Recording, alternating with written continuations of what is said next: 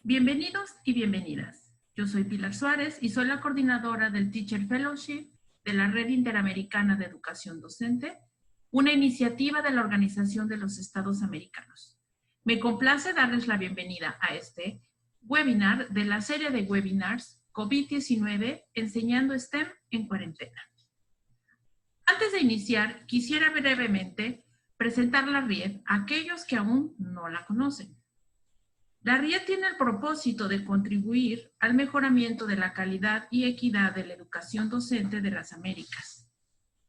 Para eso ofrecemos fondos y actividades para líderes educativos con el objetivo de solucionar problemas de políticas y prácticas relacionadas a la educación docente en STEM, que significa ciencia, tecnología, ingeniería y matemáticas, por sus siglas en inglés.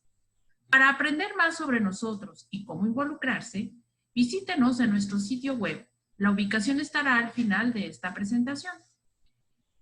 Presentados por docentes fellows y participantes de los equipos de proyecto de la RIED, así como otros profesores que apoyan a la red, esta serie de webinars tiene como objetivo apoyar a los esfuerzos de los docentes durante estos tiempos de cuarentena. Para unirse en futuros webinars, visite nuestra página web que se mostrará al final de esta presentación. Esta tarde nos complace tener una presentación de las doctoras Ivonne Rosales Chávez, de la Facultad de Química de la Universidad Nacional Autónoma de México, la doctora Ansaldo Montoya, del Colegio de San Luis Potosí, y la doctora Saldívar Tanaka, del Colegio de México. La presentación durará aproximadamente 45 minutos. Durante las presentaciones pueden hacer preguntas a través de la herramienta de preguntas y respuestas del webinar. Al final de la presentación se contestará a un número selecto de preguntas. Este webinar se grabará en video y tanto la grabación como las diapositivas adjuntas se vincularán a la página. También queremos expresar nuestra gratitud al Portal Educativo de las Américas que nos está apoyando en este momento con la transmisión de la presentación en vivo a través de su página web. Y a nuestro donante, la Misión de los Estados Unidos ante la OEA. Por favor, no olviden contestar a la pequeña encuesta al final de esta presentación que nos ayudará a determinar futuros webinars. Muchísimas gracias por su presencia a todos ustedes y esperamos que sea una oportunidad para poder compartir con sus estudiantes. Muchísimas gracias y cedemos la presentación a nuestras invitadas. Buenas tardes. Gracias, Pilar. Buenas tardes a todos.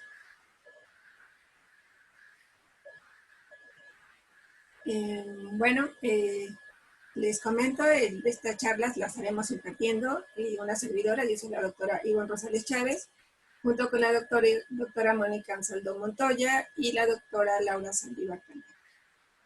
Entonces, Laura, no sé si gustas comenzar.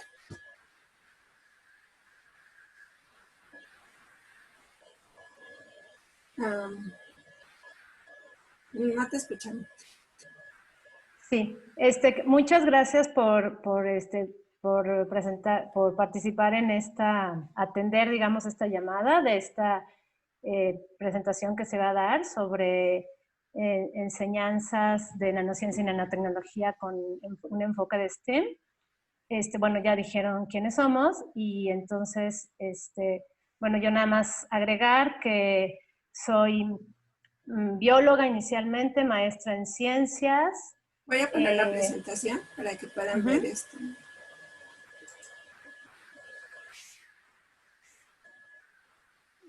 Y bueno, me especializo y tengo un doctorado en estudios urbanos y ambientales y me especializo en, digamos, políticas de tecnología y ambientales, evaluación del riesgo, riesgos tecnológicos, aunque también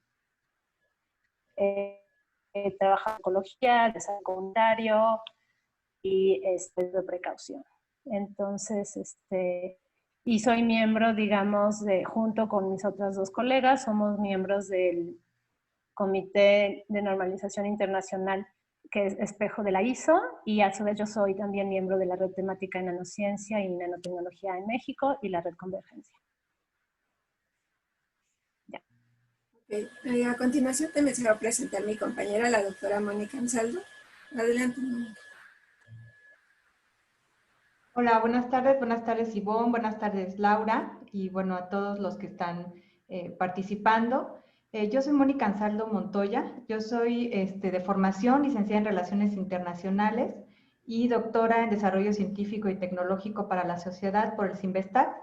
Actualmente soy investigadora cátedra CONACYT en el Colegio de San Luis y mis temas de investigación son los estudios sociales de la ciencia y la tecnología, las políticas de ciencia, y actualmente estoy investigando la interrelación entre soberanía alimentaria y conocimientos científicos. Con Ivonne y con Laura también formo parte del Comité Técnico de Normalización en Nanotecnologías y la Red Latinoamericana de Estudios Sociales de la Ciencia y la Tecnología. Y pues bueno, va a ser un placer para mí pues poder dar un enfoque distinto del el análisis de las nanotecnologías. Espero que puedan escucharnos y atendernos. Ok, gracias, Mónica. Y bueno, pues ahora permítanme presentarme a mí. Como ya les mencioné, yo soy la doctora Ivonne Rosales Chávez, yo soy licenciada en Química y tengo doctorado en Ciencia y Ingeniería de Materiales por la Universidad Nacional Autónoma de México, donde hoy día soy catedrático, y les comento un poco mis temas de investigación a lo largo de mi trayectoria profesional. Pues ha sido arquimetría, cristalografía y relaciones cristalográficas grupo o subgrupo, nanociencia, y pues también me he especializado en técnicas de análisis de superficie como microscopía electrónica de barrido y microscopía de fuerza atómica. Las asociaciones a las cuales pertenezco es la International Journal of Crystallography, y igual que mis compañeras, al Comité Técnico Nacional de Normalización en Nanotecnología y la Red Temática de Nanociencia y Nanotecnología de México. Entonces, voy a empezar la presentación. Voy a dejar de compartir mi video por el ancho de banda con el que cuento, para que no me vaya a obstruir esto. Entonces, permítanme un momento.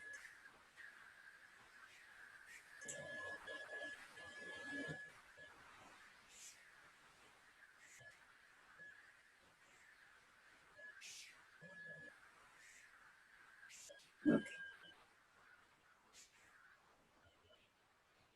Bueno, pues lo que vamos a hablar en esta presentación va a tratar de un sinfín de materiales que presentan características fascinantes. Y tal vez algunos de ustedes los hayan visto, otros no, pero podemos ver materiales que, siendo de la misma naturaleza, cambian de color cuando cambian de tamaño o su concentración. O podemos ver algunos otros como pequeños circuitos que son sumamente flexibles, o telas con recubrimientos sorprendentes que los hacen repelentes al agua, o con sensores sumamente pequeños que detectan variaciones de temperatura y controlan el calor, o medicamentos con propiedades excepcionales.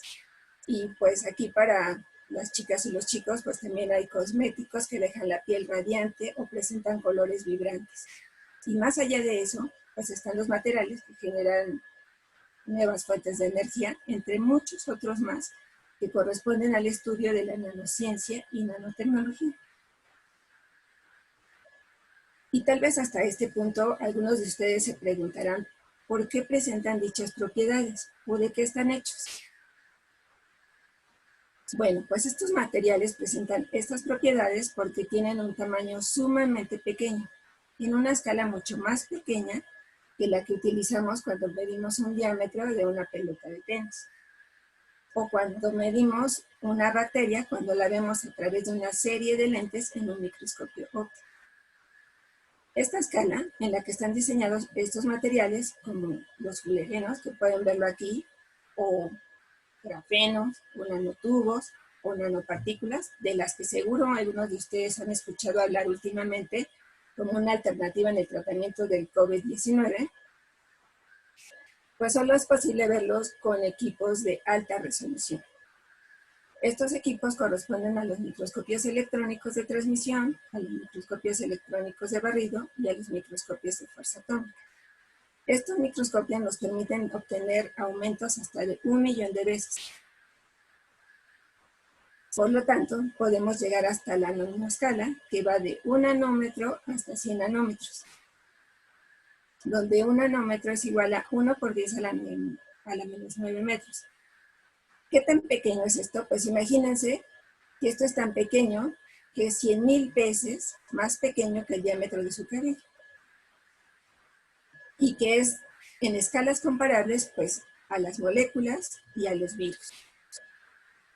Como, por ejemplo, el virus de la influenza, el parvovirus, o nuestro conocido SARS-CoV-2, que mide entre 80 y 220 nanómetros. Les quiero comentar que en cada una de las diapositivas van a encontrar un código QR, lo pueden escanear y los va a llevar a las fuentes de donde tomé estas imágenes o algunas otras notas. Entonces, ¿quiénes estudian esto? Bueno, el estudio y construcción, síntesis o diseño de estos materiales en esta escala tan pequeñita, pues le corresponde a la comunidad científica. Una comunidad científica interdisciplinaria, porque pues aquí podemos encontrar a físicos, químicos, biólogos, ingenieros, matemáticos, etc. Entonces, cuando todos estos compuestos desarrollados por estos investigadores de todas estas áreas a través de 2 métodos de síntesis, que tal vez algunos de nuestros asistentes conozcan, que se clasifican como bottom-up o top-down, pues esto quiere decir que parto de algo muy grande hacia algo muy pequeñito y a la inversa. Entonces, cuando estos materiales se pueden aplicar en diferentes campos como medicina, ingeniería, ciencia de los materiales, ciencia de la computación, biología o virología, pues se llama nanotecnología. Y la virología, pues es un tema que hoy día pues está en boga por, ya sabemos, este virus que está atacando a toda la humanidad.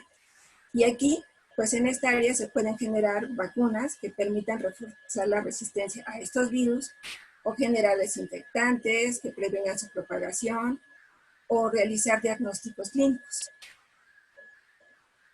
Otras aplicaciones de estos nanomateriales, por ejemplo, está el dióxido de titanio en escala nanométrica, que cuando se pone como una pequeña película delgada en algún edificio o en alguna superficie, pues lo que hace cuando interaccionan estas partículas volátiles que están en ambientes contaminantes con la luz y esta superficie, pues empiezan a descomponer. Por eso en la Ciudad de México y en algunas otras ciudades del mundo, como en Alemania, pues hay edificios que los catalogan como edificios como smog, porque pues están propiamente degradando a todas estas partículas. Pero pues surge otra pregunta, pues ¿de qué están hechos? Entonces, para comprender de qué están hechos los nanomateriales y cómo se forman, a continuación voy a hablar sobre un método relativamente sencillo de entender de cómo es que se forman. Pero primero debemos de considerar que todo cuanto nos rodea, los virus, las moléculas y los nanomateriales están formados por elementos químicos, los que están organizados en la tabla periódica de los elementos de acuerdo a determinadas características. Entonces, dichos elementos químicos se pueden organizar para formar nuevos compuestos o materiales. Así, si consideramos entonces que cada elemento de la tabla periódica lo podemos representar por un bloque o pieza Lego, podemos asignar, por ejemplo, al hidrógeno una pieza Lego de un poste, para el calcio una pieza Lego de 2 postes y así. Ahorita les voy a decir a qué se refieren que haya usado una pieza Lego con 1 o 2 postes.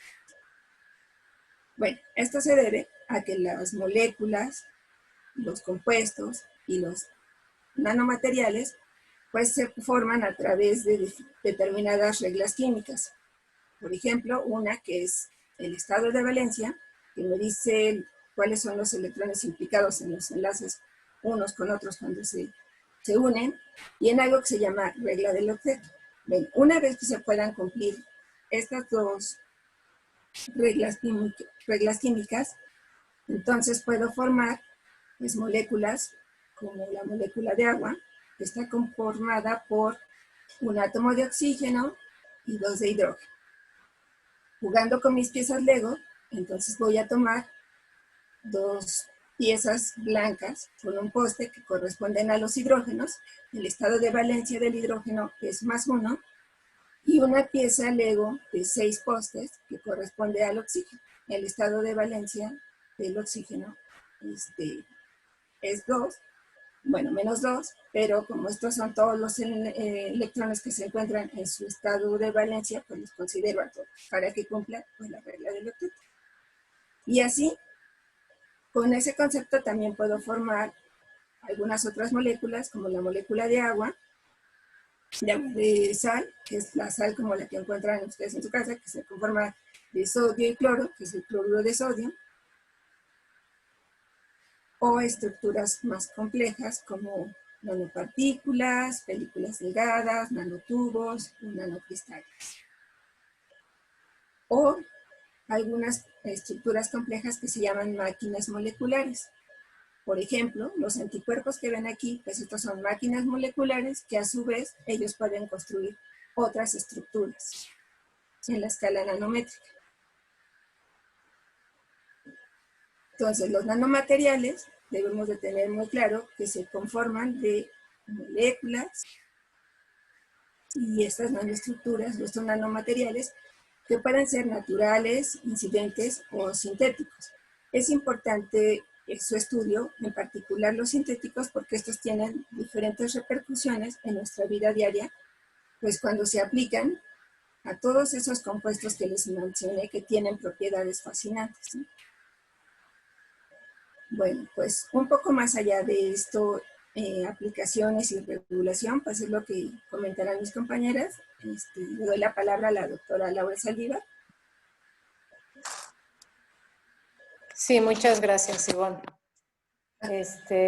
Bueno, entonces yo voy a elaborar un poco más, te agradezco que tú pases mis diapositivas.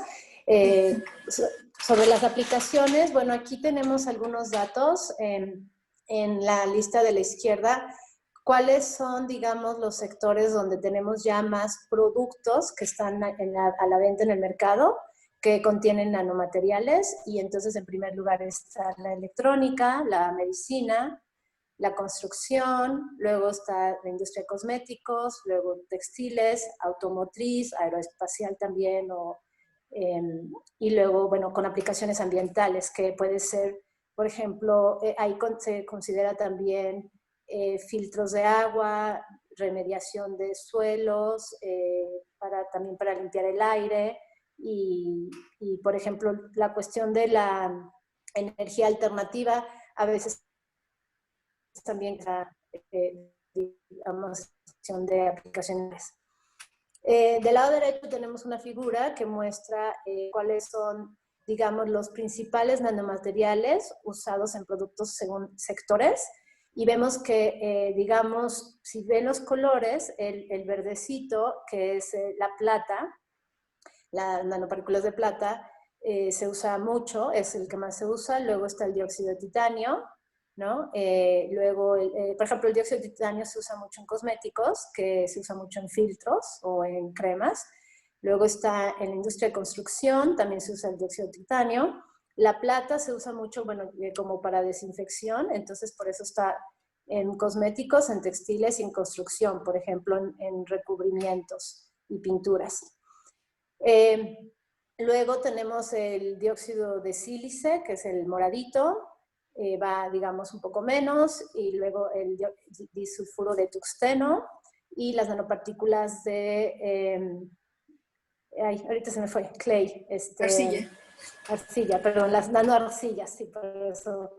Entonces, bueno, aquí más o menos tenemos una idea.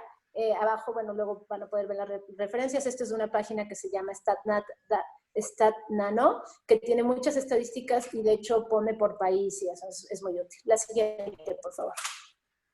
Ahora, respecto a digamos, la pandemia ahorita con el coronavirus, tenemos que hay 4 aplicaciones principales. Ahorita, la primera es en desinfección y control el control de la propagación, digamos, del coronavirus.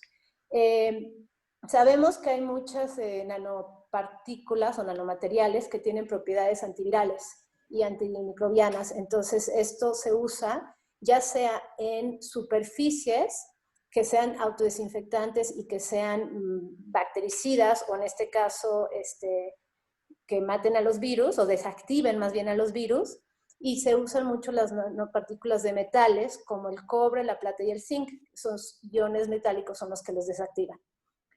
Pero también se usa en productos desinfectantes en sí, como son, pues sí, desinfectantes, geles, para limpieza, ¿no? Y aquí tenemos, de hecho, algunos ejemplos. La nanoplata, que de hecho se sabe que se puede usar en antivirales contra el VIH, o el nanocobre, que ha sido efectivo para este otro virus, ¿no? que viene aquí mencionado. Luego tenemos también que se usan nanomateriales en la elaboración de equipos de protección. Entonces, por ejemplo, en las mascarillas, en los filtros de aire para limpiar, digamos, el aire de las zonas pues, médicas, y también en los textiles, en los uniformes de protección personal. Y por otro lado, digamos, otra línea es en el equipo para rastreo de contagio, que eso es más como, digamos, en la parte de la electrónica y esto.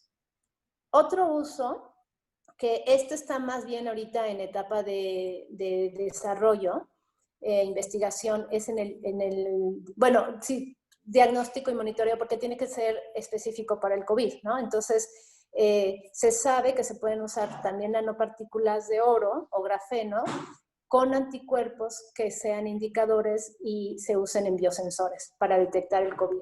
Y digamos, ya hay algunos, pero sigue habiendo mucha investigación pues, para elaborar más, para poder hacer pruebas que sean rápidas, efectivas y más baratas, porque además la idea es que se pueda, digamos, llevar más fácil a otros lugares.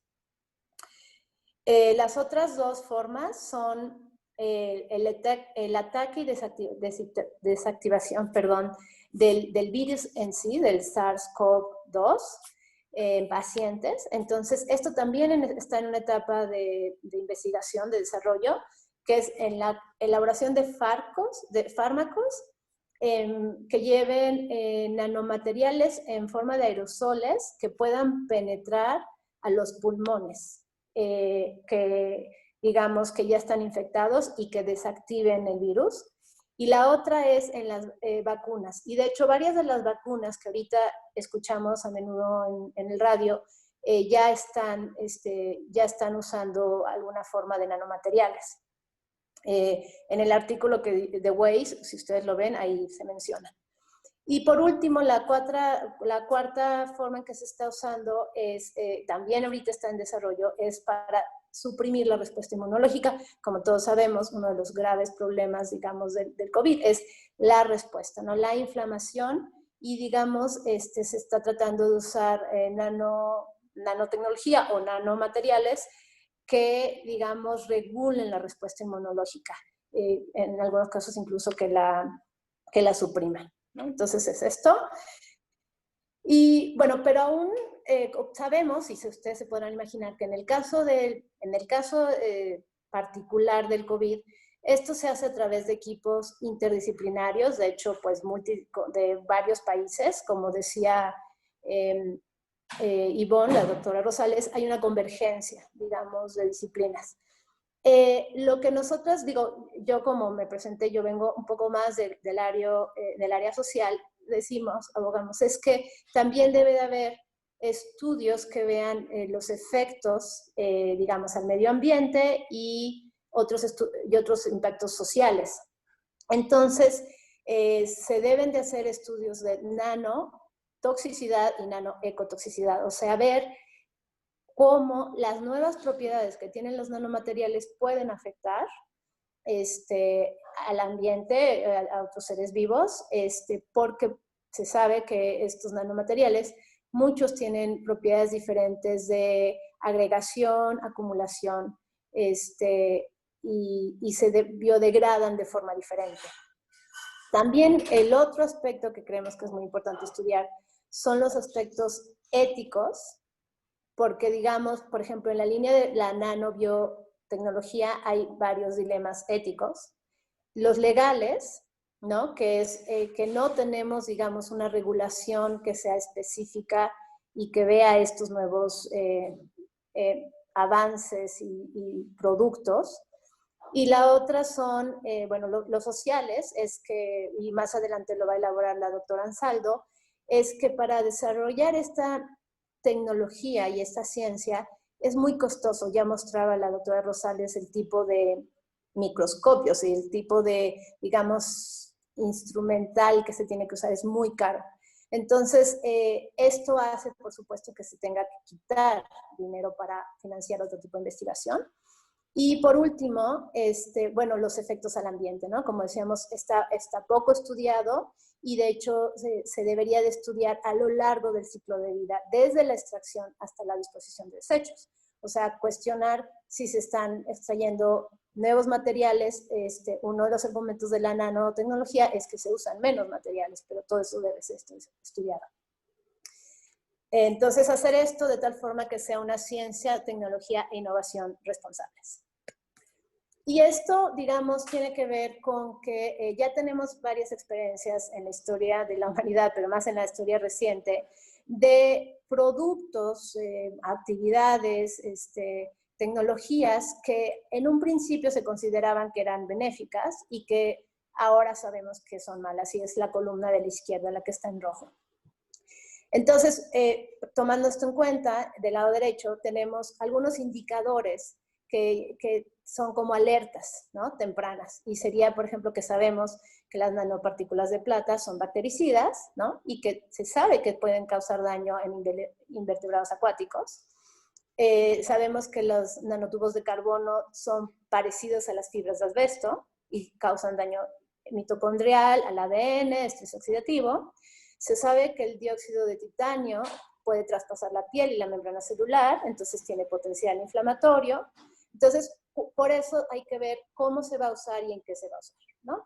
Y, por ejemplo, otras nanopartículas, el grafeno se sabe también que tiene, digamos, puede causar cosas que igual y no son para las que estaban diseñadas. Entonces, ahora lo que se hace es, digamos, lo que se le llama funcionalizar y pegarle, digamos, otras proteínas o otras cosas que inactiven esta parte tóxica, pero para eso se requiere más investigación. Siguiente, por favor. Entonces, bueno, cuando hablaba yo de lo legal, es que, bueno, digamos, actualmente hay todavía muy poca regulación a nivel internacional para la nanotecnología. Aún así, a pesar de que ya hay muchos productos en el mercado, no sé si se acuerdan, cuando la primera que mostré del lado izquierda, ya tenemos casi 9,000 productos registrados. Hablando de los que sí tienen nano, hay muchos que pues les llaman nano y tal vez no lo tienen.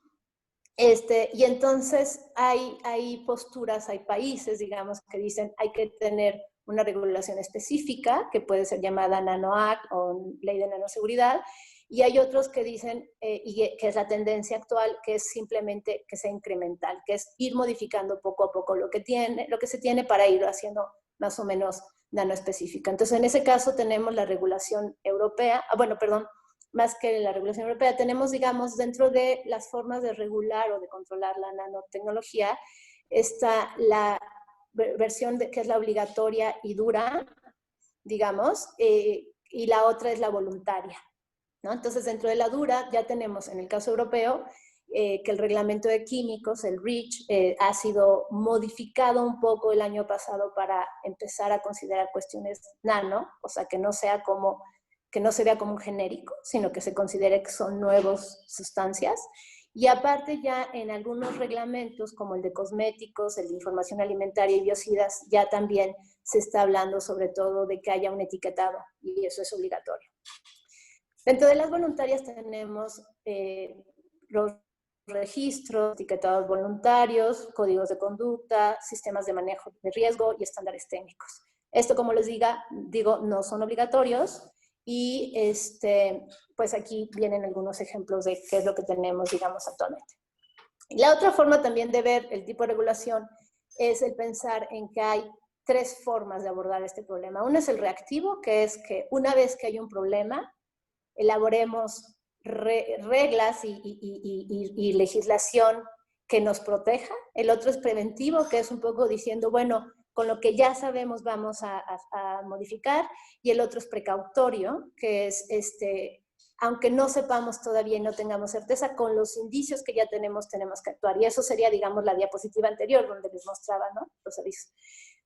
Y bueno, por último, entonces nosotros, bueno, yo creo que hay una necesidad de utilizar el enfoque precautorio, dado la incertidumbre que existe de ciertos nanomateriales, y sobre todo porque vemos que ya hay algunos indicios. Y bueno, en la política normalmente se hace lo que se le llama la evaluación del riesgo, ¿no?, que debe ser objetiva, y se hacen los expertos, como les decía, pues los ingenieros, los químicos, los nanotoxicólogos, etcétera.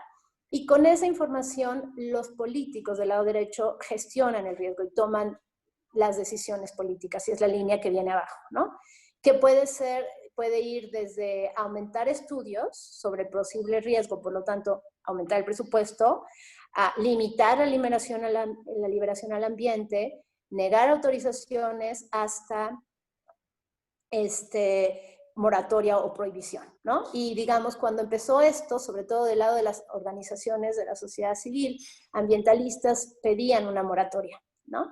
Entonces, una postura es, bueno, tal vez no todos los nanomateriales son tóxicos, entonces debería haber un poco más de estudio. Entonces, una postura es, aquellos que ya sabemos que tienen, digamos, toxicidad, como los nanotubos de carbono, que se parecen al asbesto, ¿no? Eso ya debería ser una llamada de atención para estudiar un poco más. Y por otro lado, también los volúmenes. Por eso la gráfica esa de qué tanto se usa, eso es importante. Porque también si los volúmenes son muy grandes, quiere decir que se están liberando más al ambiente. Y entonces, bueno, con esto le paso la palabra a mi colega Mónica Ansaldo, que ella va a seguir hablando más de esta parte. Muchas gracias. Sí, Mónica. A ver, no logro verme en el video. Ok. Sí, voy a poner mi presentación. Permítanme tantito.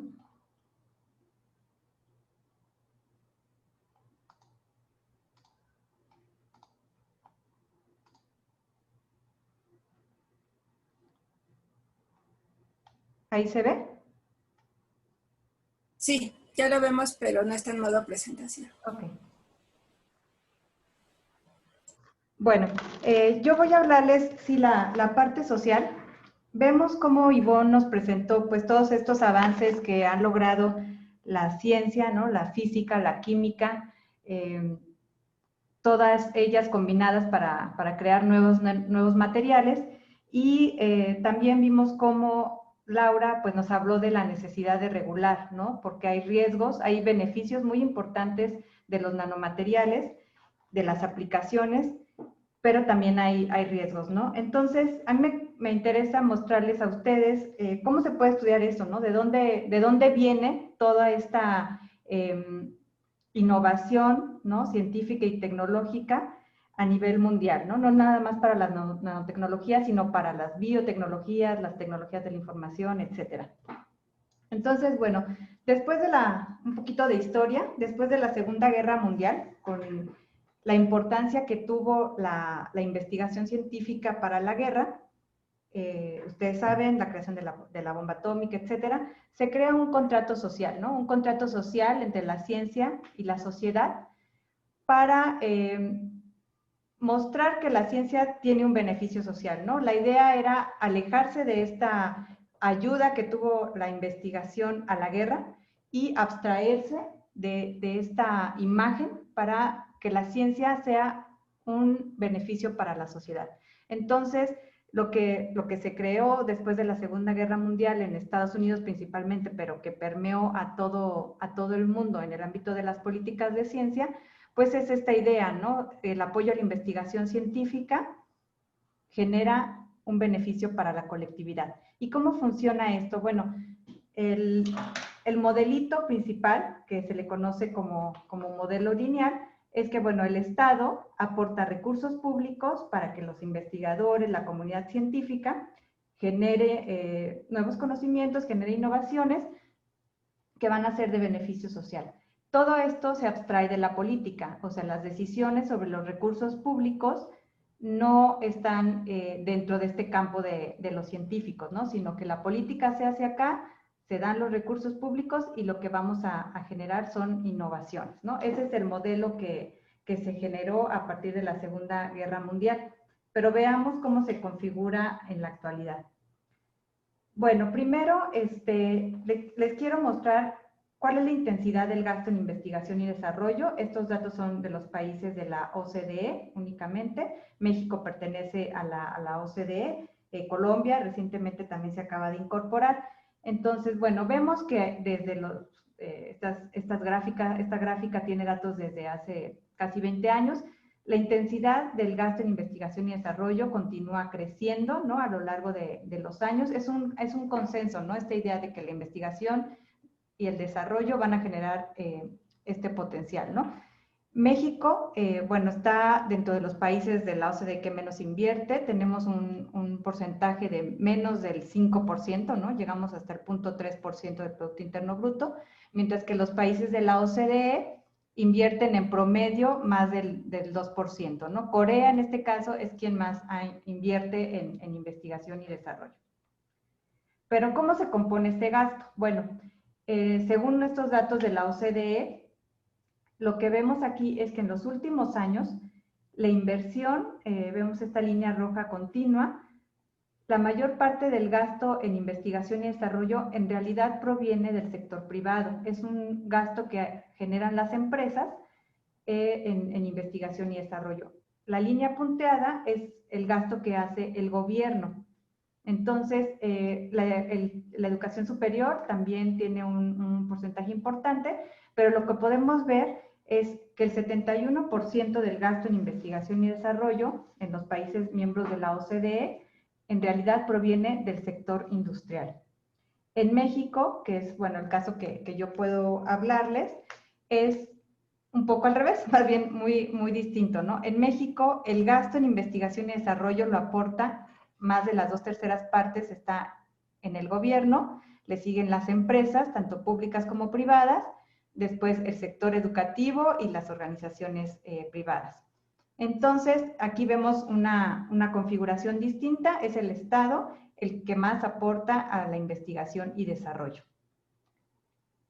En términos de la direccionalidad que tiene este gasto, ¿esto qué quiere decir? Bueno, en los temas que se invierten, ¿no? A todos nos preocupa que la investigación y desarrollo, pues, sobre todo en la actualidad, se destine a cuestiones de salud, ¿no? En cuestiones de cambio climático, ¿no? Cómo disminuir la aceleración de estos cambios, etcétera, ¿no? Bueno, en este estudio que hace la OCDE, trata de mapear cuáles son los temas de investigación a los que se dedica todo el Producto Interno Bruto que se dedica a la ciencia, y lo que muestra es, por ejemplo, en el caso de la línea naranja, la mayor parte del gasto pues está dedicada a investigaciones sobre la industria y el conocimiento, ¿no? Le sigue la línea amarilla, ¿no? Aquí vemos que es mayor el gasto, ha ido disminuyendo en temas de seguridad. En realidad, este gasto se trata de defensa, ¿no? Es un gasto militar. Y después le siguen los temas relacionados con salud y sociedad o relacionados con el planeta y la infraestructura. En esta área, pues están todas aquellas investigaciones relacionadas con geociencias, con agricultura, con energías renovables, etcétera, ¿no? Entonces vemos aquí cómo hay una prevalencia de las temáticas de investigación, la direccionalidad está dada hacia la industria y el conocimiento, en mayor medida a seguridad o defensa, y ha ido aumentando el interés por las cuestiones de salud y sociedad. Y bueno, ¿qué implicaciones tiene esto para nosotros, ¿no? Para la política de ciencia? Y en realidad lo que estamos viendo son implicaciones, pues, desde mi punto de vista, graves, ¿no? Esto, en primer lugar, lo que nos dice es que los recursos dedicados a la investigación y el desarrollo no están necesariamente orientados a los temas más apremiantes de la sociedad. En general, el hecho de que en la OCDE los recursos estén dedicados al sector empresarial, lo que nos va a decir es que hay temas que se priorizan sobre otros, ¿no? Se van a priorizar sobre todo aquellos temas que son de interés corporativo o de actores cercanos al interés corporativo. También nos permite ver, por ejemplo, que las políticas de ciencia y tecnología nos van a permitir establecer prioridades de investigación, tanto nacionales como locales. Es a través de estas políticas que nosotros podemos direccionar ese financiamiento. Lo que acabamos de ver es que las políticas de ciencia tienen en realidad poca maniobra para determinar los temas que se están investigando, porque el gasto en realidad es menor que el que se está haciendo por parte del sector privado, ¿no? También las políticas de ciencia pueden orientar las agendas de investigación individuales, es decir, que desde nuestros países se puedan establecer prioridades de investigación que lleguen a los científicos a través de proyectos de investigación y estos decidan investigar esos temas que desde el Estado se han considerado como prioritarios, ¿no? Otro tipo de implicación que tiene la política de ciencia o esta configuración del gasto es que los recursos en temas de hay temas de investigación que se ven desplazados, ¿no? Lo que se le llama dentro de estos estudios, pues la ciencia no hecha, ¿no? ¿A qué se refiere esto? Pues hay enfermedades, hay temáticas que como son de países poco desarrollados o de minorías, enfermedades que pueden ser de minorías, no se están investigando como se deberían, ¿no? Se investigan más pues aquellos temas que pues tienen mercado, ¿no? O que son de importancia en países del norte. Y bueno, también el hecho de que haya un menor financiamiento por parte del gobierno y que sea mayor el gasto por parte de las empresas, es que se generan pocas investigaciones sobre el análisis de riesgos. Es como ya lo decía Laura, hay muy poca investigación sobre nanotoxicología o sobre evaluación de riesgos de las nanotecnologías, porque esos gastos en general no los realiza la empresa a menos que tenga que regular, ¿no? A menos que tenga que ofrecer información al regulador, ¿no? Entonces, el hecho de que tengamos esta configuración de financiamiento a la ciencia también aminora lo que conozcamos sobre los riesgos de estas nuevas tecnologías. Pero bueno, a partir de la década de los 80 y de los 90, el contrato social, ese de que les hablé al principio, pues comienza a cuestionarse, ¿no? Comienza a romperse, ¿no? Hay cambios a nivel de la sociedad, como por ejemplo, mayor implicación de la sociedad civil en los temas públicos, y la ciencia pues no se escapa de ese momento, ¿no? De ese momento que surge incluso desde la década de los 70 con el movimiento ambiental, no se escapa, ¿no? Porque pertenece a la sociedad. Entonces hay este rompimiento y ese cuestionamiento hacia el contrato social. Y entonces, bueno, nos preguntamos ahora a quién le hacemos caso, ¿no? A qué científicos les hacemos caso. Lo que dice la ciencia a veces entra en controversia con otros científicos, ¿no? Entonces, se hace necesario repensar el contrato social que teníamos y que se estableció en la posguerra, ¿no? ¿Cómo podemos ver esto en un ejemplo aplicado a las nanociencias y a las nanotecnologías? Pues se ha hablado mucho, por ejemplo, que las nanotecnologías representan enormes oportunidades económicas. Ya se ha mencionado también que representan riesgos, pero ¿cómo puede afectarnos esto en nuestras decisiones, en lo que comemos, en lo que vestimos, en cómo nos transportamos, ¿no? Una encuesta, yo aquí les voy a dar un ejemplo, de una encuesta realizada en el año 2007, en donde se les pregunta a un grupo de científicos nanotecnólogos y se les hacen las mismas preguntas al público en general, a una muestra de un número aproximado de 1000 personas, sobre cuáles son los beneficios y cuáles son los riesgos que perciben de las nanotecnologías en sus diferentes aspectos, ¿no? Entonces, lo que vemos aquí en términos muy resumidos, van a tener ustedes la presentación, lo que vemos en los beneficios es que la parte más clarita es lo que opinan los científicos y la parte azul oscura es lo que opina el público, ¿no? Entonces, los científicos perciben mayor beneficio en tratamientos para enfermedades, en energías limpias, en solución a problemas de nuevas formas de generar energía. Sin embargo, el público ve menores beneficios en ese sentido, ¿no? En cuanto a los riesgos, el público percibe que las nanotecnologías tienen mayor riesgo en términos de cuidar la privacidad de las personas, en el uso de las tecnologías por organizaciones terroristas, el uso de las nanotecnologías para el avance militar o para la pérdida de empleos, ¿no? Aquí es bastante claro cómo al público le preocupa, y esto es algo que se ha dado desde la revolución industrial, ¿no? De la automatización, es algo que le preocupa al público, ¿no? Cómo esta tecnología va a afectar a los empleos, ¿no? Que tengamos. Entonces, ¿qué es lo que estamos viendo aquí? Bueno,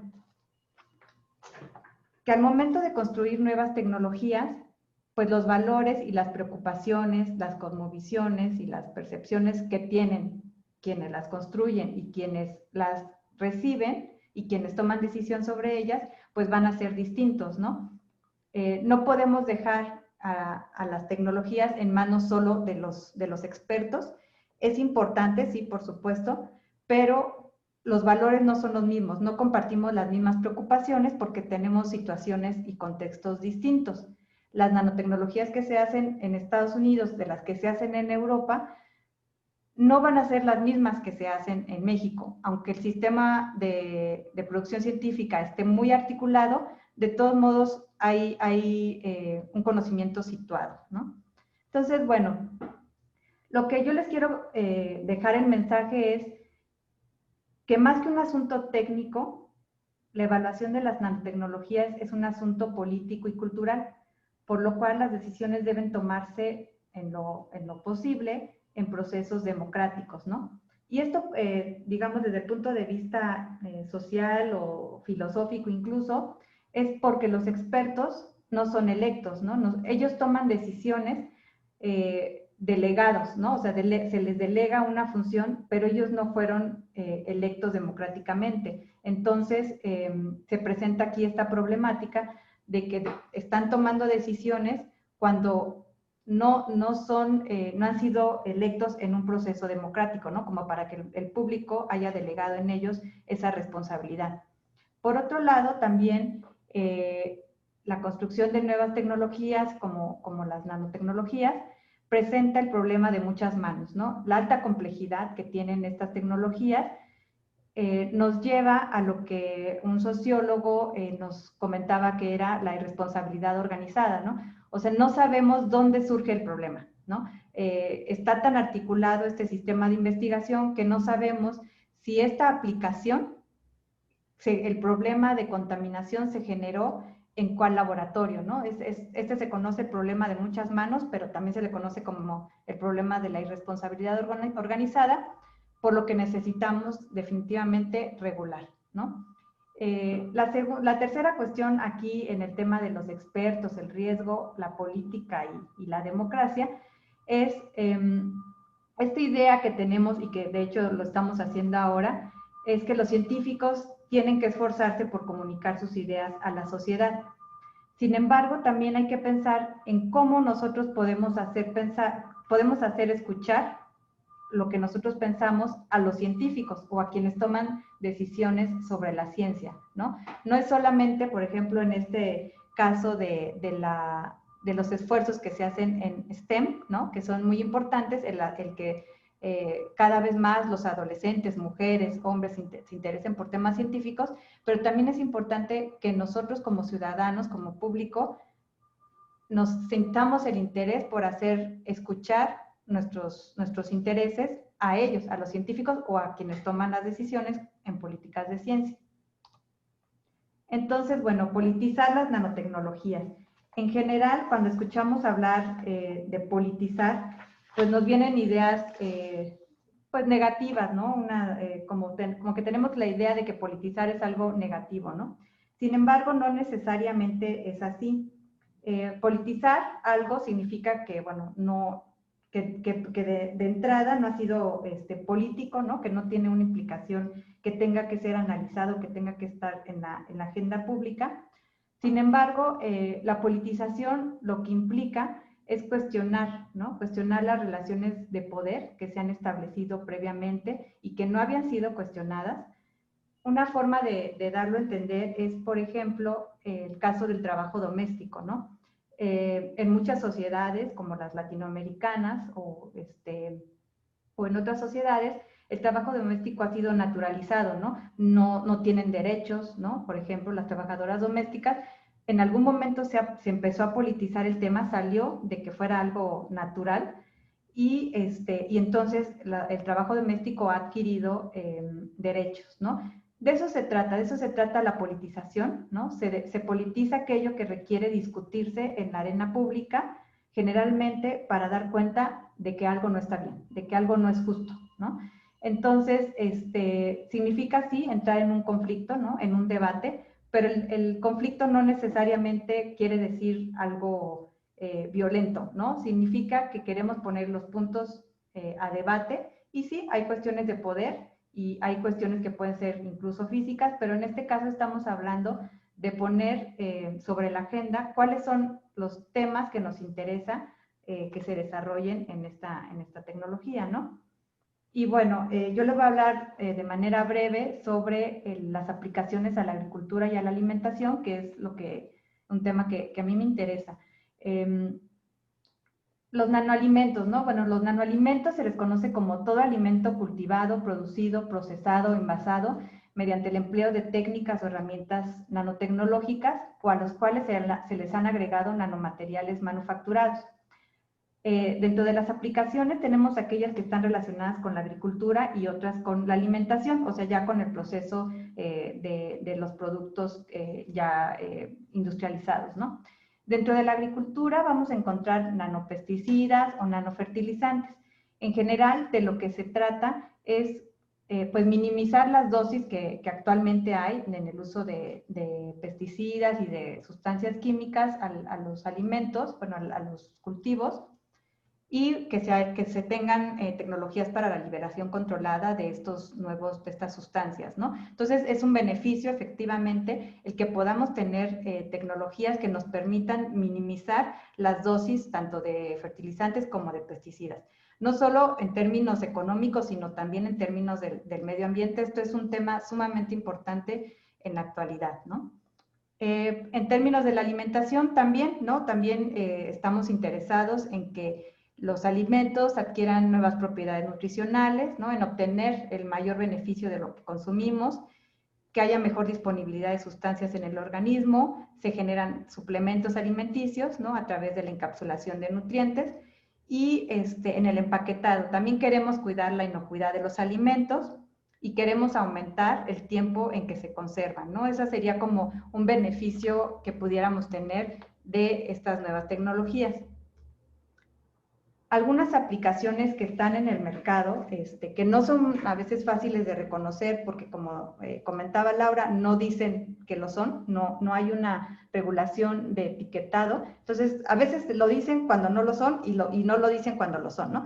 Pero bueno, en esta misma página que Laura les comentó, de estadísticas de NanoStat, yo encontré algunas aplicaciones, ¿no? que ya están en el mercado, son más de 600 productos, que son más de 200 compañías las que se dedican al tema, y los principales países en nanoalimentos, pues están la India, el Reino Unido, Alemania, Estados Unidos, Brasil, Taiwán también es un gran actor en este tema. ¿Y cuáles son los productos, ¿no? que más podemos encontrar? Pues bueno, vemos sensores, ¿no? Nanosensores que nos van a decir cuando la fruta ya está madurando rápidamente, ¿no? Nos van a ayudar a que tengamos mejor elección, ¿no? Que no elijamos frutas que ya están muy maduras, ¿no? También tenemos suplementos alimenticios, la curcumina, por ejemplo, que sea, los avances nos dicen que son muy importantes, antioxidante, incluso para el cáncer, los omegas también, fertilizantes, plásticos, ¿no? Que nos permiten aumentar la velocidad de la fotosíntesis en los cultivos, poliéster, que también se aplica en la ropa, que se aplica en las superficies, son con propiedades antibacterianas.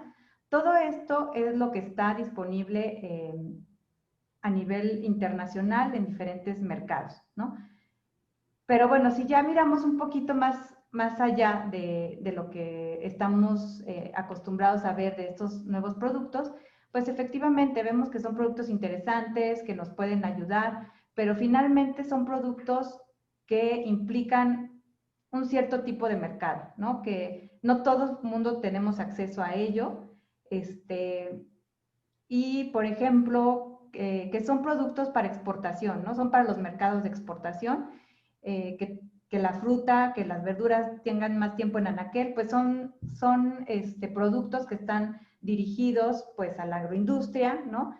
Entonces tenemos un gran problema, ¿no? Porque efectivamente lo que estamos viendo es que hay agendas de investigación, agendas de innovación que están dominando el mercado de las aplicaciones de las nanotecnologías a la agricultura y a la alimentación. Entonces, viene aquí, ¿no? ¿Qué está en juego, no? ¿Qué podemos politizar o por qué politizar las nanotecnologías? Pues lo que está en juego, desde mi punto de vista y desde el punto de vista de muchos de los que estudiamos estos temas, pues son dos regímenes, ¿no? Dos formas de ver el mundo, dos epistemologías, ¿no? Que están en tensión. Uno, pues es un régimen agroalimentario corporativo, ¿no? Donde están todas estas empresas, donde está la investigación y desarrollo enorme, los recursos de todas estas empresas. Y otro régimen que sería el que defiende otro tipo de agricultura, ¿no? Y pues bueno, aquí entran las nanotecnologías, porque hay muchos científicos que están dedicados a esto y que pues tienen toda la intención del mundo de poder tener aplicaciones que ayuden a mejorar pues la vida, ¿no? de personas en el sector agroalimentario. Entonces, de lo que estamos hablando es de cómo gobernar las nanotecnologías para impulsar un sistema agroalimentario que apoye la soberanía alimentaria, ¿no? Lo que quisiéramos ver es, bueno, cómo podemos politizar estas nuevas tecnologías para que puedan ser efectivamente, como el contrato social lo establecimos tácitamente después de la Segunda Guerra Mundial, en que tengan un beneficio social, ¿no? No se trata de regresar a eso, sino de construir este nuevo contrato en estos términos, ¿no? Con mayor participación y reconociendo que la comunidad científica no podemos dejar tampoco toda la responsabilidad a la comunidad científica y que los recursos de la ciencia no necesariamente están puestos desde el interés público.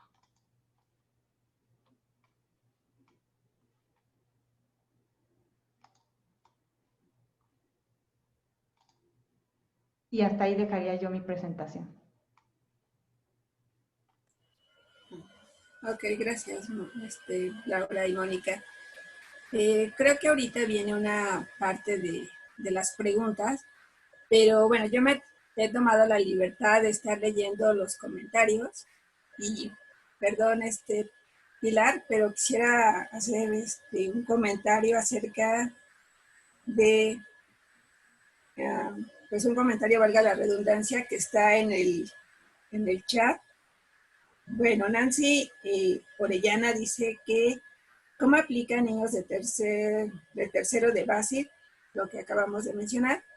Y bueno, Nancy, yo quiero comentarte que la ciencia,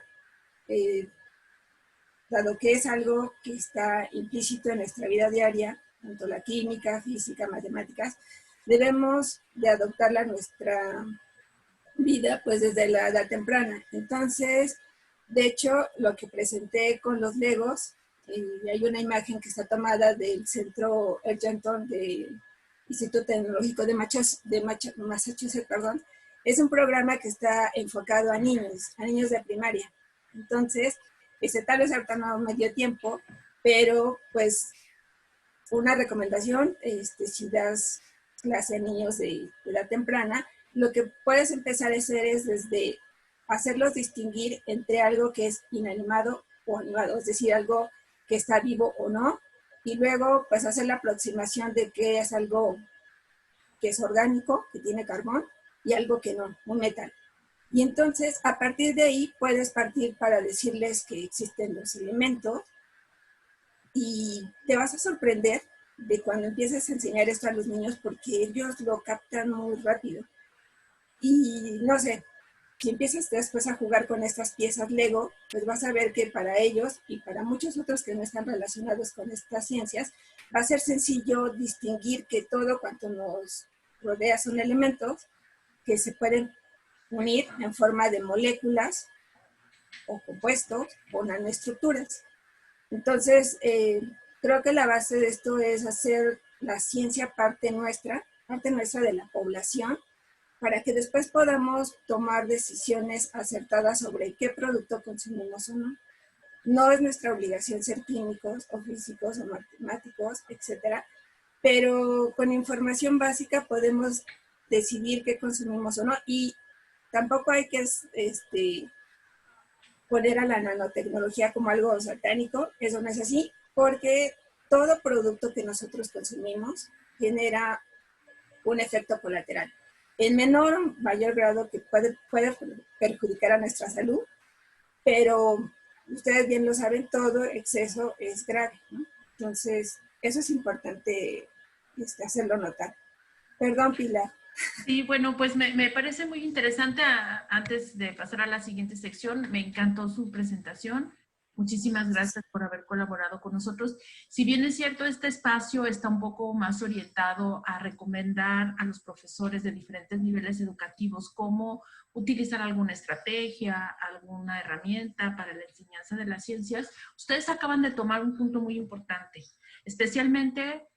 déjenle cuento al auditorio que cuando nos reunimos para ponernos de acuerdo sobre la presentación, cómo se va a discutir, cuál es el tema, nosotros tenemos algunas reuniones previas y se hace una discusión. Y aquí comentábamos un punto muy importante.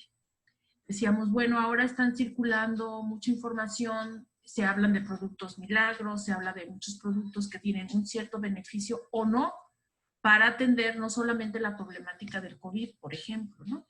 Entonces, la importancia de este tipo de webinars y de otros que son similares, si bien es cierto, sí nos sirven a nosotros como profesores para mejorar nuestra práctica docente, nosotros también pertenecemos a la sociedad e incluso en el aula nosotros luego vertimos ciertas opiniones o tenemos ciertas creencias que las compartimos con los estudiantes, con los padres de familia y somos como puntos de influencia muy importantes para la construcción de las ideas a partir del conocimiento científico y somos referentes.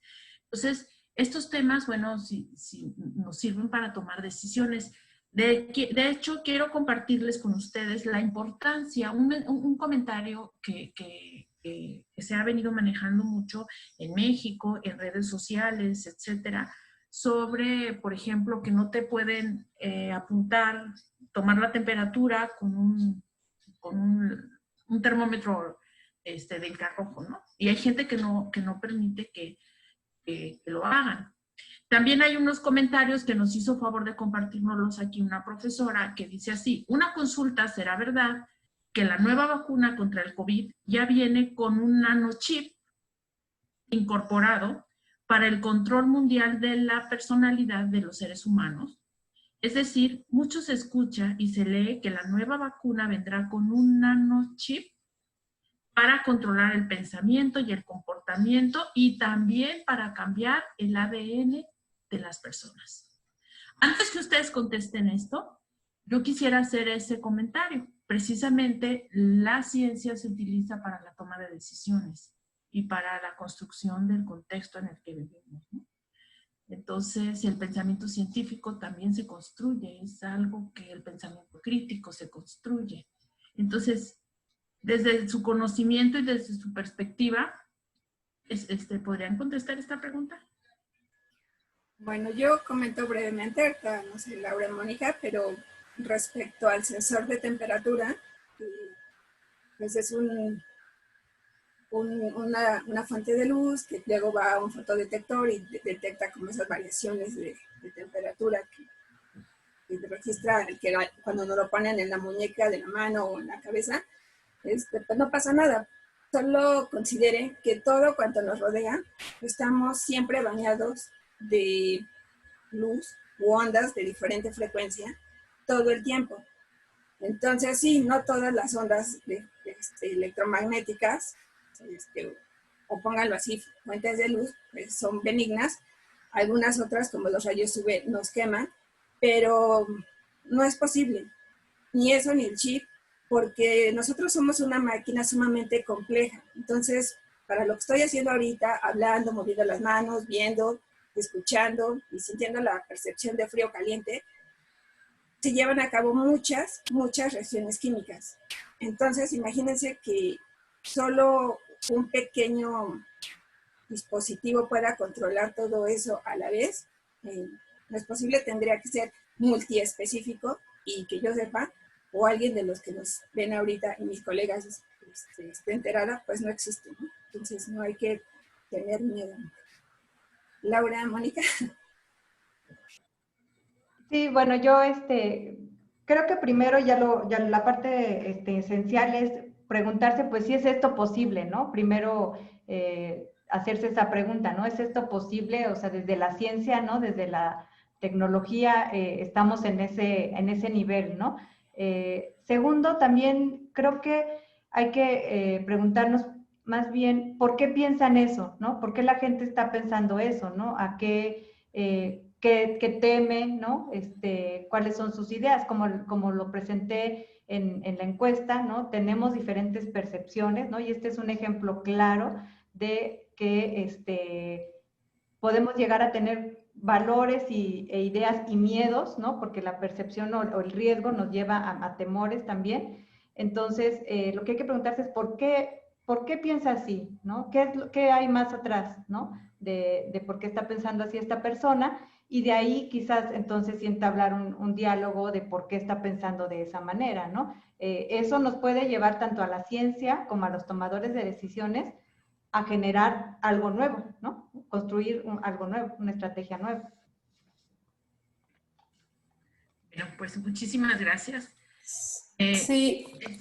Sí. Yo no sé si va a dar tiempo para contestar algunas preguntas. Había varias preguntas en el panel, pero bueno, lo que yo diría al respecto es que sí creo que lo que está pasando con el coronavirus es que se están también, digamos, está dando como esta fast track, ¿no? Como autorizaciones, o se están usando ciertas tecnologías de una forma más intensiva, y cuando se hicieron las evaluaciones, que se dio autorización, no sé si estaba considerado que iba a ser tanto. O sea, por ejemplo, lo de los medidores de temperatura, no es lo mismo que te lo midas una vez cada año, cada mes, a que te lo estén midiendo tal vez 3, 4 veces al día.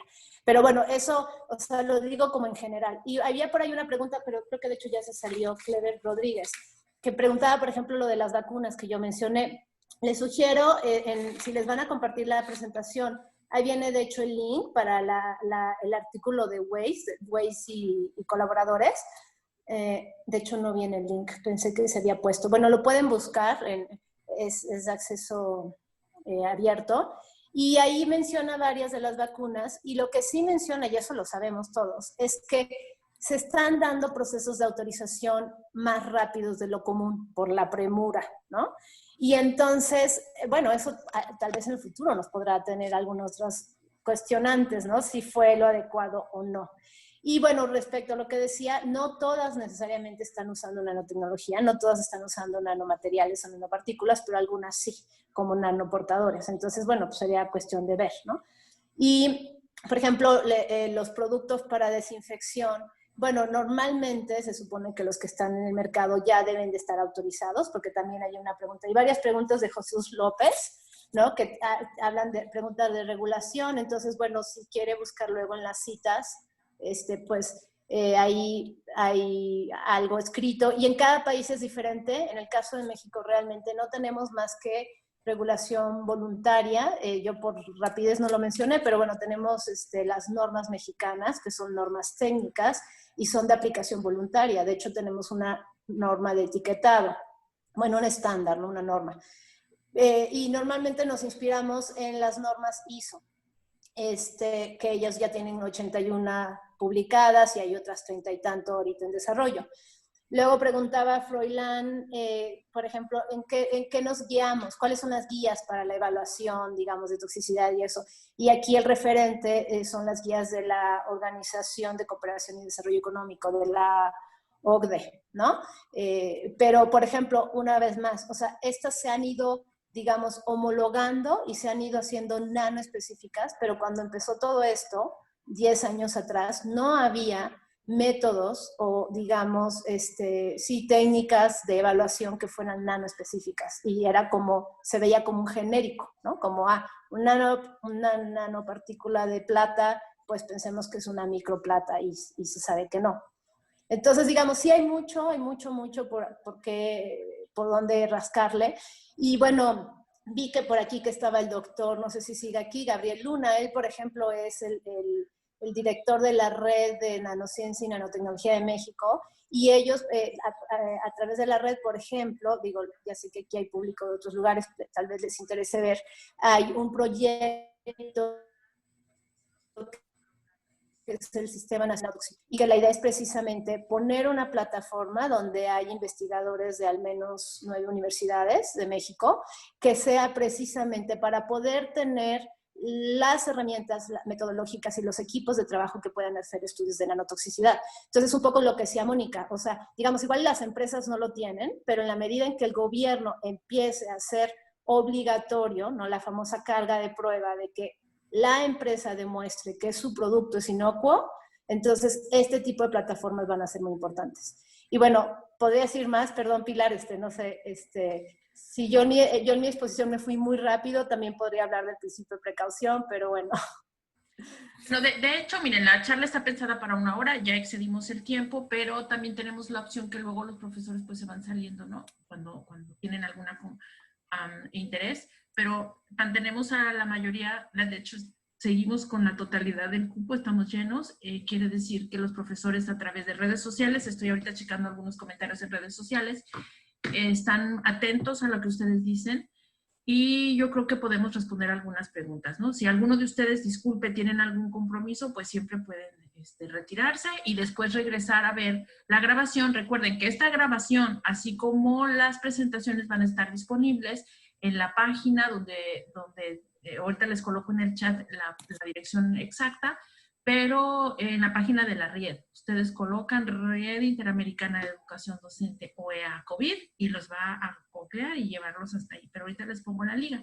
Entonces siempre pueden regresar a ver el video. Y si ustedes tienen tiempo, Mónica. Sí, bueno, yo quería comentar algo, porque veo al público interesado en la enseñanza de las ciencias, ¿no? Entonces, creo que ahí el mensaje desde mi posición, ¿no? Como estudiosa de los estudios sociales de la ciencia y la tecnología, es que ese papel es muy, muy importante en cómo entendemos las tecnologías desde pequeños o ya a nivel preparatoria o incluso a nivel universitario, ¿no? Porque ahí se continúa formando al nuevo científico, ¿no? El investigador se forma, ¿no? Ya en nivel superior, desde niños, bueno, podemos formar esa curiosidad, incentivar, pero a nivel universitario vamos a formar al investigador, ¿no? Y que es importante formar en un investigador, pues esa actitud o ese respeto por la ética, ¿no? Valores éticos de las implicaciones que puede tener su trabajo de investigación hacia la sociedad, hacia el medio ambiente, etcétera. Y aquí yo las recomendaciones que pudiera hacerles es, en la enseñanza de las ciencias es importante ver siempre qué efecto tiene eso que se crea, ¿no? En diferentes aspectos de la sociedad, en este caso de los nuevos materiales. Los materiales han tenido un impacto muy importante en los plásticos, el unicel, ¿no? Así, cosas muy generales, han tenido mucho impacto en cómo vivimos, ¿no? La otra es las cuestiones de género, ¿no? En la enseñanza de la ciencia siempre es importante considerar las cuestiones de género, no nos olvidemos, ¿no? Entonces, esa sería otra cuestión relacionada con ciencia y sociedad que hay que tomar en cuenta en investigación, en la enseñanza de la ciencia. Y pues actualmente también es importante tomar en cuenta los puntos de vista de grupos originarios, ¿no? También es importante ahora visibilizar que no todos los grupos sociales conocemos de la misma manera y no menospreciar otras formas de conocimiento, ¿no? La ciencia es una forma de conocimiento, pero hay otras formas de conocimiento que nos han traído hasta este momento, que no debemos como a priori demeritar, ¿no? Entonces creo que esos son los tres, pues no consejos, ¿no? Esas tres ideas o esos tres cuestiones que se me vienen a la mente en la enseñanza de las ciencias para los docentes, ¿no? Y gracias, bueno, gracias por el foro. Muchas gracias. Sí, todos esos temas son muy importantes. De hecho, el profesor Clever también hacía una pregunta, Clever Rodríguez hacía una pregunta en torno a las vacunas. Él pregunta que si algunas de las vacunas que están ahorita trabajándose en algunos de los países están utilizando nanotecnología. Y bueno, que si hay Sí.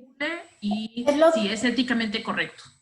Es lo que contesté hace ratito, pero de hecho hace rato Clever dijo que muchas gracias y se despedía, pero básicamente les recomiendo que busquen el artículo de Waze y lo que va a pasar es lo siguiente. La realidad es que yo, o sea, yo me dediqué, mi tesis fue sobre la regulación de la nanotecnología y estudié el caso europeo y el caso americano. Digamos, son datos de hace 1 año y medio. Entonces, estas cosas van muy rápido y puedo estar yo desactualizada.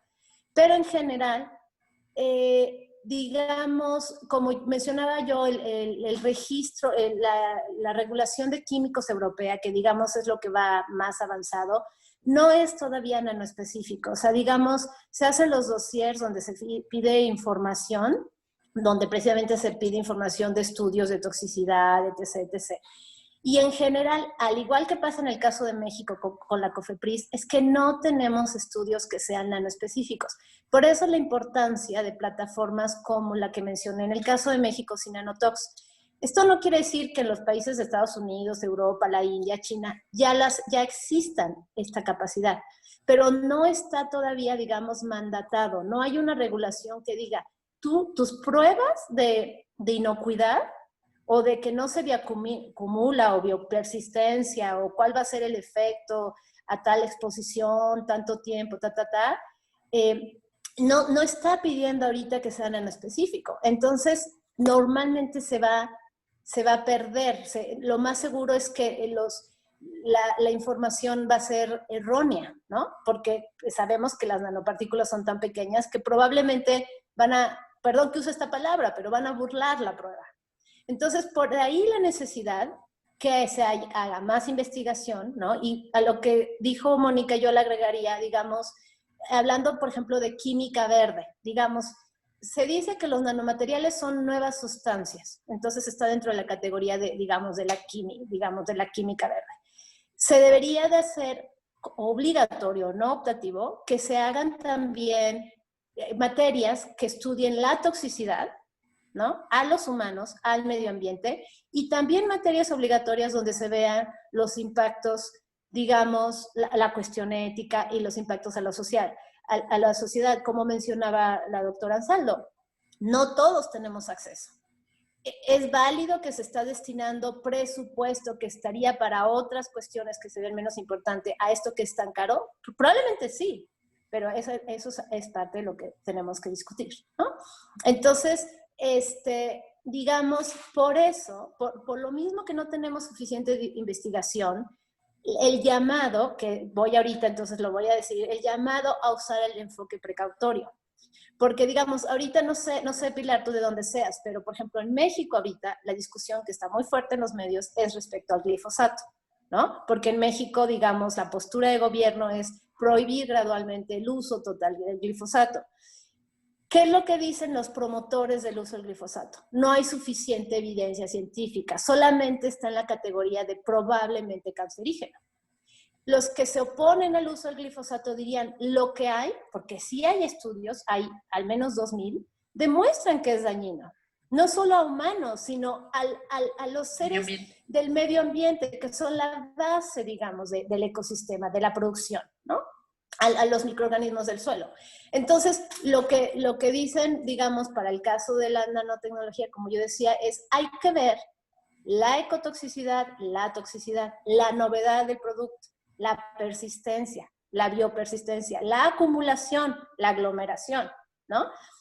¿qué tan grave puede ser el producto? O sea, hay como muchas cosas que se deben de tomar en cuenta y según esto, decir, bueno, esta categoría, porque hay de nanomateriales a nanomateriales, o sea, hay metálicos, ¿no? Hay polímeros, hay de muchos, hay arcillas, como vimos, ¿no?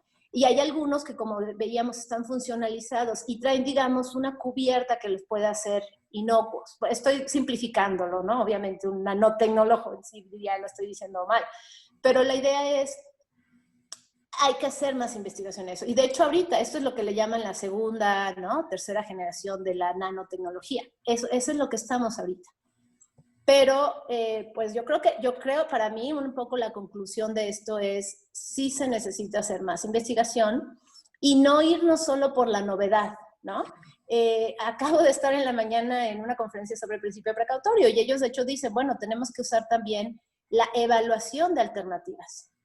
O sea, ¿realmente necesitamos nuevos materiales o los que ya tenemos, mejor a esos hay que adecuarlos? Hay que funcionalizar a los que ya tenemos, ¿no? Sí, claro. Estos foros pues precisamente ponen en mesa de discusión esos temas, ¿no? Y bueno, vemos que el conocimiento científico, pues además de reconstruirse y crecer por sí mismo, pues tiene esa utilidad que sí nos impacta. Luego los estudiantes dicen, oye, ¿esto para qué me va a servir la química? Bueno, pues precisamente para tomar esas decisiones. Uno quiere más que aprendan a hacer reacciones y cosas de ese tipo, pues que se desarrolle ese pensamiento, que puedan evaluar las políticas públicas, que puedan decidir incluso en las urnas si esa información, realmente esa decisión de prohibir o no el glifosato, tiene un antecedente. Y si la palabra que mencionaste acerca de supuestos, o cuál fue la que dijiste, no tenemos algunas pruebas, supuestos, algo así, bueno, pues, ¿qué tan influyente es esa palabra como para tomar decisiones, no? O sea, necesito esperar a que se enferme la gente con evidencia pero bueno, eso es importante. Yo, por cierto, soy de México, me encuentro trabajando en Washington en este momento, pero soy mexicana y colaboro con la Universidad Autónoma de San Luis Potosí, en la Coordinación Académica Región Huasteca Sur, en la hermosa Huasteca Potosina, que aquí todos los que nos ven pueden googlear Huasteca Potosina, Tamazunchale, Gilitla, y van a ver eso que tenemos. Siempre yo quería comentar un poco sobre lo que ha comentado la doctora Ansaldo y la doctora Tana Saldívar, y pues sí, que no se sabe muy bien cuáles son las repercusiones que tienen todos estos nanomateriales de diversa naturaleza, pero creo que la base para comprender qué puede causar o no, bueno, yo me dedico a la ciencia básica, pues es eso, la ciencia básica de cómo desarrollar los modelos que describan estas interacciones de estas moléculas o estas nanoestructuras. Y bueno, aquí quiero hacer una aclaración. Alguien en el foro estuvo comentando si nanomolécula es un término redundante, y pues sí, ya vimos que algo que esté entre 1 y 100 nanómetros, de acuerdo a la definición de la ISO, pues es algo nanoestructurado, nanosintetizado, nanocreado. Entonces, pues sí, una molécula está en el orden de los nanómetros.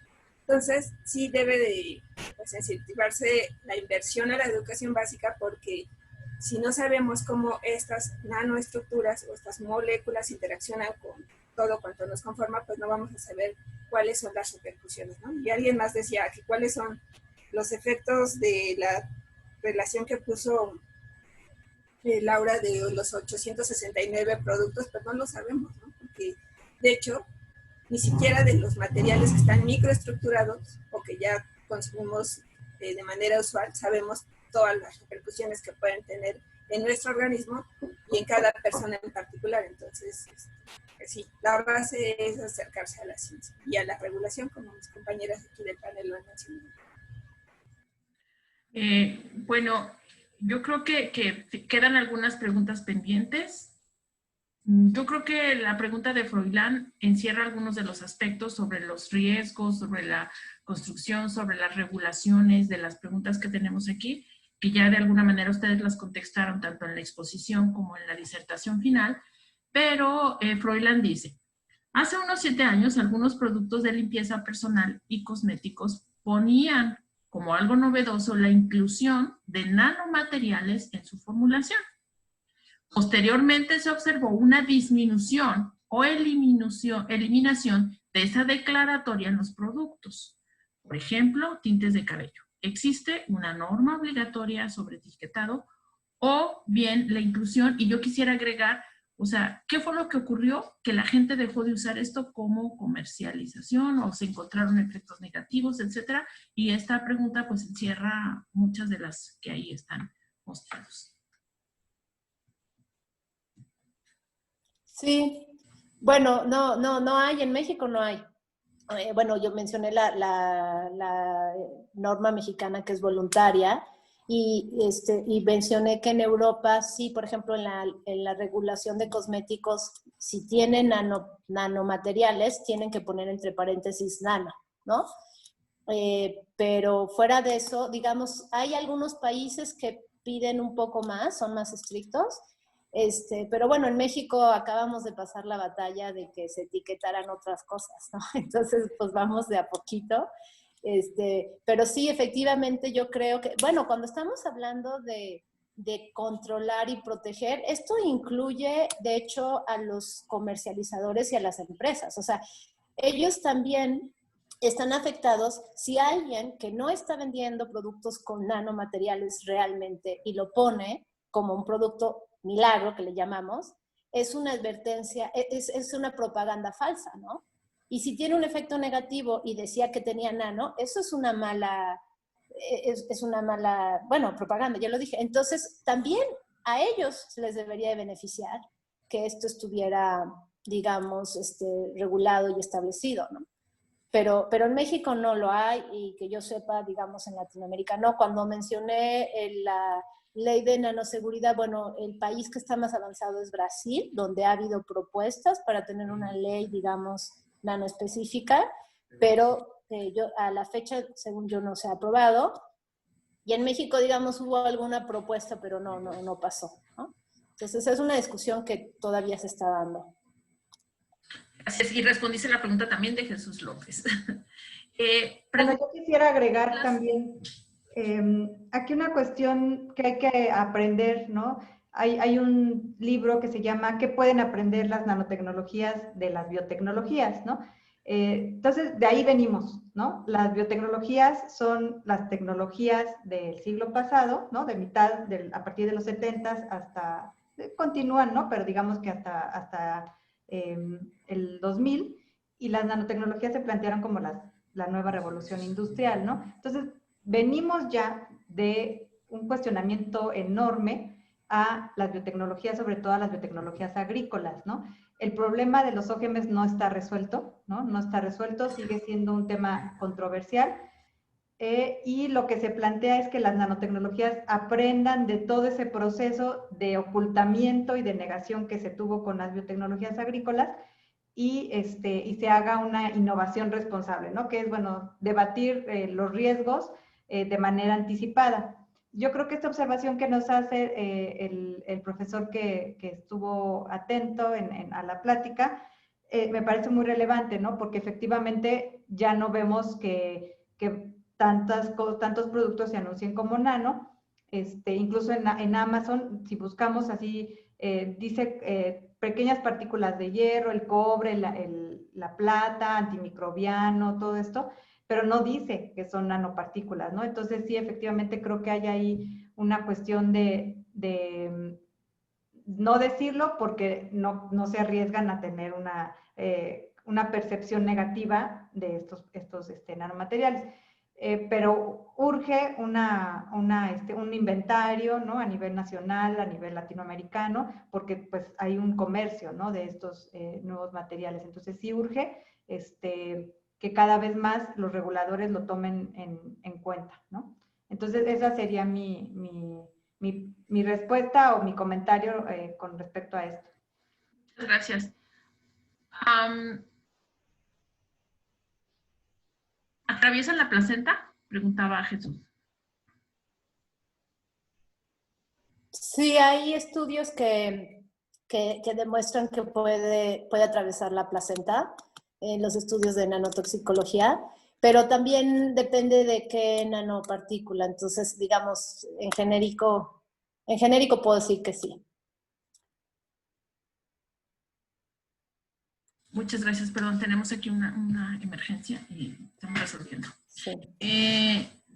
Y bueno, esta pregunta me encanta. Ya dije que era la última, pero yo creo que es importante precisamente por todo lo que ha causado, no solamente en México, acerca de la tecnología 5G. ¿Cuáles son los riesgos de salud y el medio ambiente con la implementación de la 5G en la telefonía celular? Yo creo que Laura ha estudiado algo de eso. Sí, Laura es experta en eso. He estudiado, pero digamos no es el tema del panel, entonces creo que... Mire, más que contestarle eso, yo lo que contestaría es que como digo, y diferente a la nanotecnología tiene 20 años, digamos, y que ya se está aplicando, tendrá 15, 10.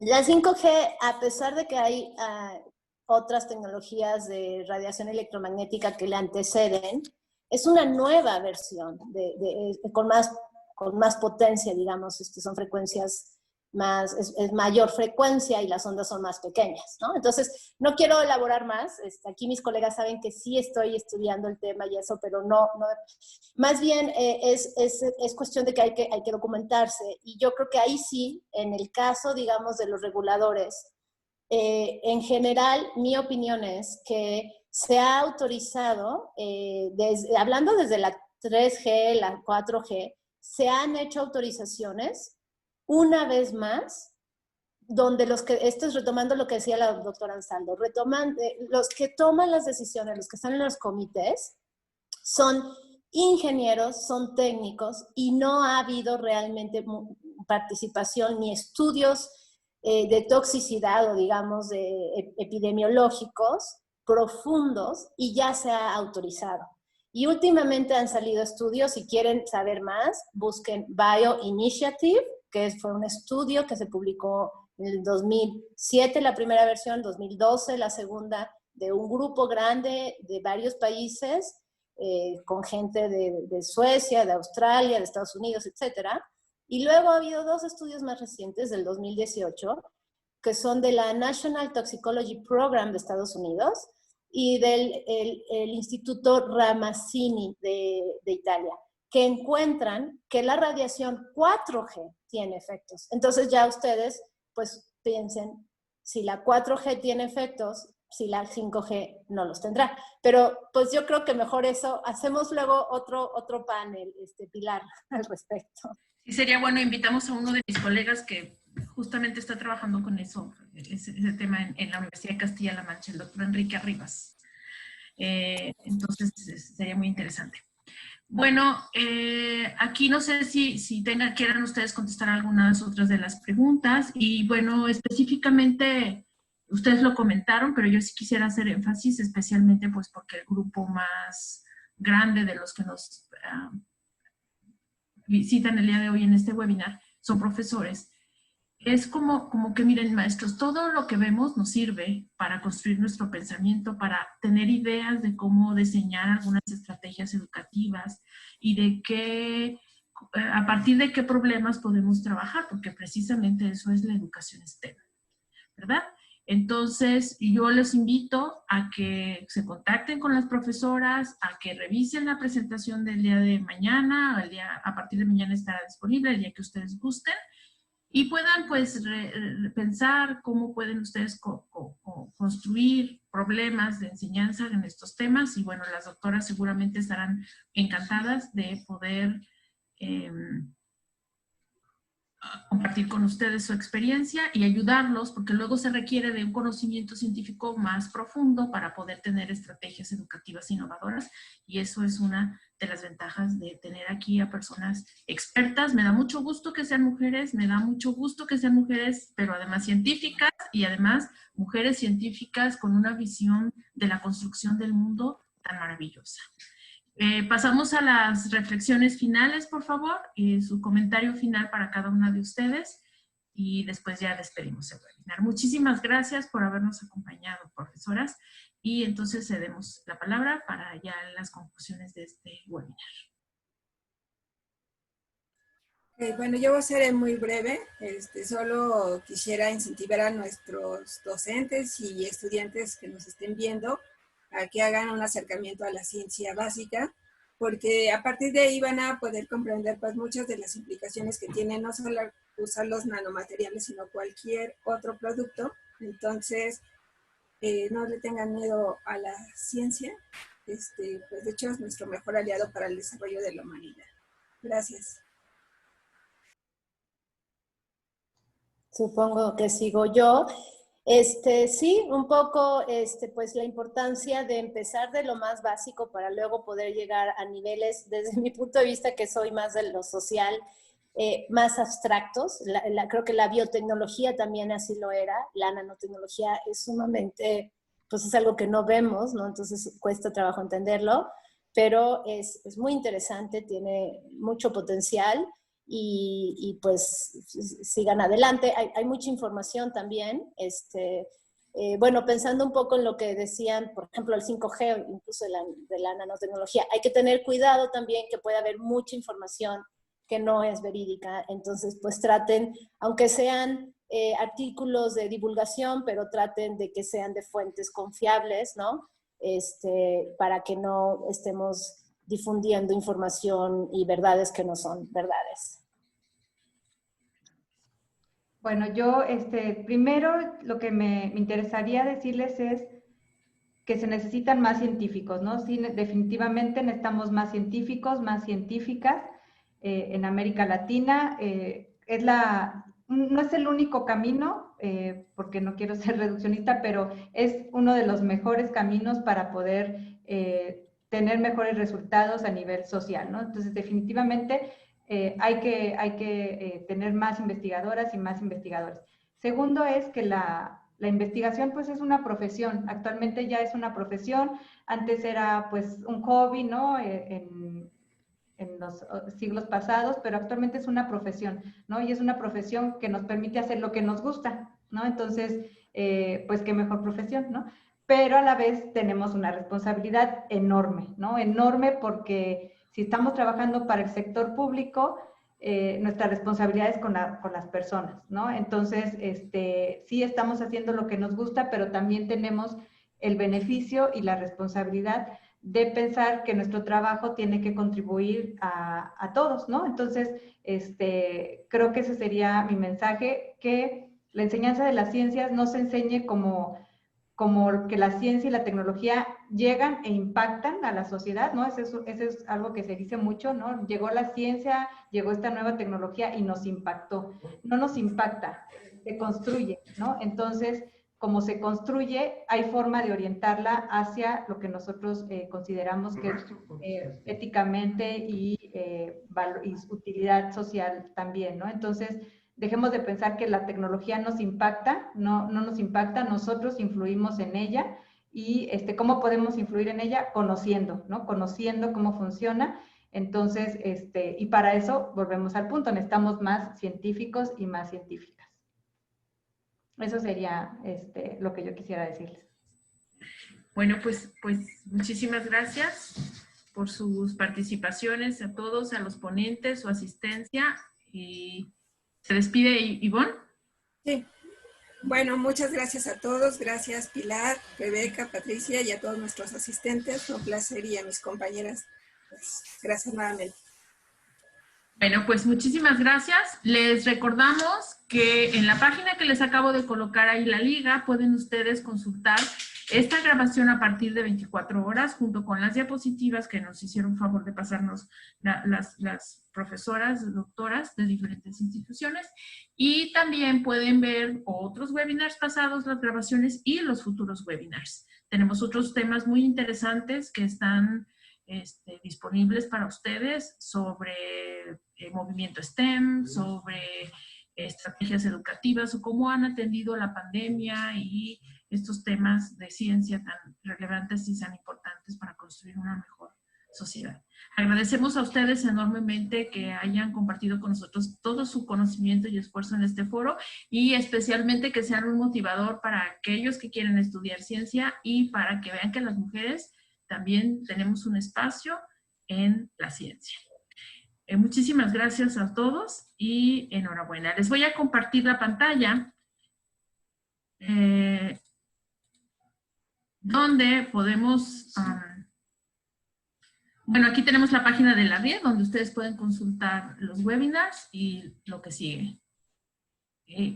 Pero quiero compartirles esta diapositiva donde pueden ustedes ver esa información que se les acaba de mostrar y pueden hacer la consulta. También tenemos una serie de sugerencias y recursos para enseñar STEM en las diferentes áreas del conocimiento.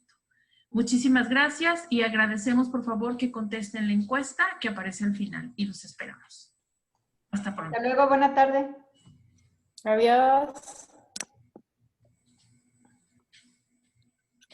Muchas gracias, Pilar y Hasta Rebeca. luego, gracias. Al contrario, Adiós. nos encantó su ponencia y su participación. Pilar, muchas gracias. Gracias. Gracias, Ivonne. Rebeca, creo que esto está por ahí. Laura, pues seguimos en comunicación. Muchísimas Hasta gracias. luego. Hasta luego. Hasta luego. Bueno, bye.